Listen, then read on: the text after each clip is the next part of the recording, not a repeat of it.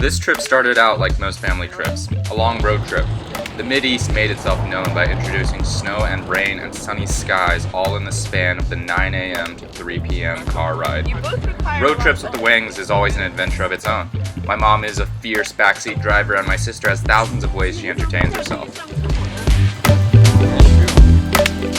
Hello. Soon we were in the lovely city of Louisville and decided to take a short stop to find some food.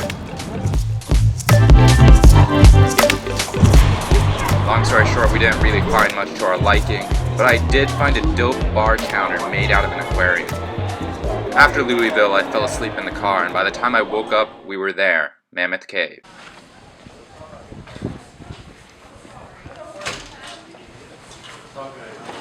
Welcome to Mammoth Caves, everybody! Up and out of the cave, you will go up some steeper sets of switchbacks. We also have a set of stairs called the submarine stairs. They look like this. If you've ever been on a naval vessel, you'll understand what they actually are. You'll also be ducking about like this for 50 feet towards the end of the tour. And to the post office. To be frank, none of us were feeling incredibly perky for the tour, as the car ride had been exhausting and rushed. Emily let this be known. That's what sitting in a car for 8 hours and then going into a city for 30 minutes does to you. Or me, at least. That's unfortunate. Uh-huh. Well, I'm excited to see this cave. Yeah, it's because you're not a country person. Caves are country. Caves are nature. Okay, but on the experiences aren't I've already city had today...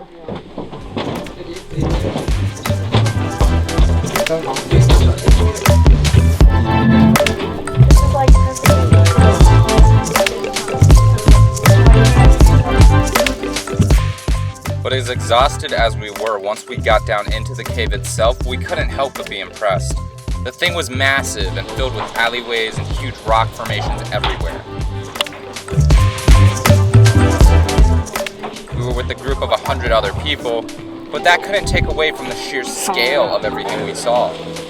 The deeper we got, the more you could feel yourself getting away from all the noise and hubbub of the surface. And there was definitely a kind of serenity that filled every centimeter of the cave.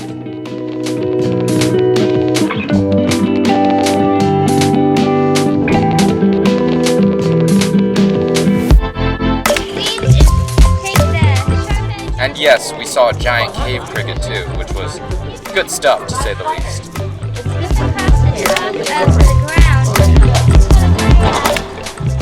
After the cave, we moved right into our motel room and wasted no time finding a dinner spot, one of Kentucky's highest rated barbecue places.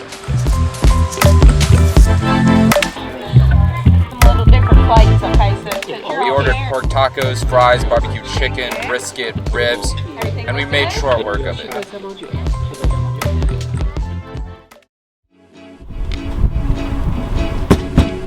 The next morning, we got up early to make it to the first of 2 cave tours we had.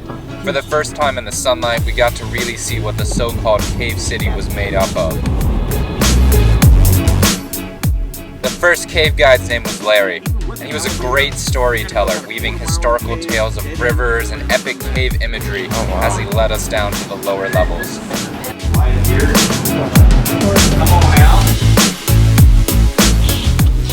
His tour ended all too soon, so to pass the time, the family went off the trail.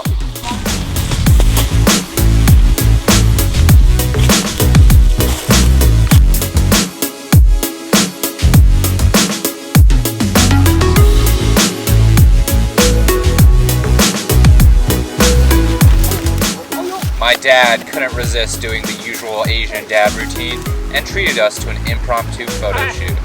Then came our final tour, which was of a cave called Onyx. It was definitely the most cavey of all of them. It felt like another world with Martian structures and red soil. There were flowers made of crystals and tiny bats that slept upside down. I'm going to shine my light like this so you guys can see. I don't want to blind anyone until we get the lantern up there.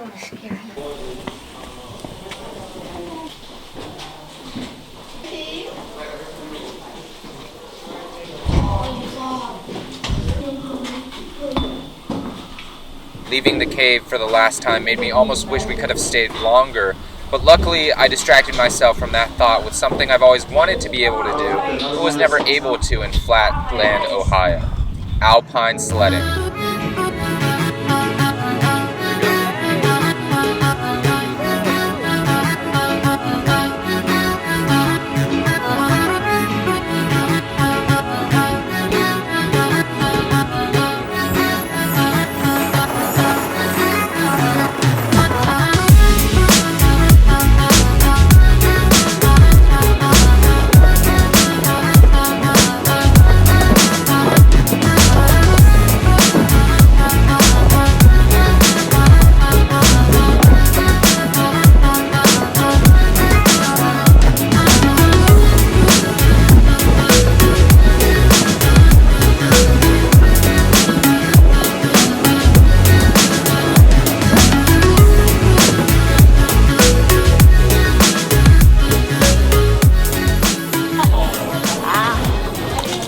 That's me. This wasn't the most exciting trip, nor the most expensive or memorable. Thank you. But one thing that I kept turning over and over in my mind through dinner and now as we pack up to leave is something that Larry said about the caves when he'd blown out the lamp to give us a taste of true cave darkness. And it's something that I think might make this entire trip have been worthwhile. I'm going to show you what that was like, too. Writes this poem about it's the end of the sidewalk, where the sidewalk ends, And he's talking about two adults, about, being more childlike, maybe. And, how children can just use their imagination. They go where the sidewalk ends, and they go into places that adults seem to lose that imagination, and that's what this is about. It's kind of a magical thing being in Mammoth Cave, the longest cave system in the world, and all the history that we've got here.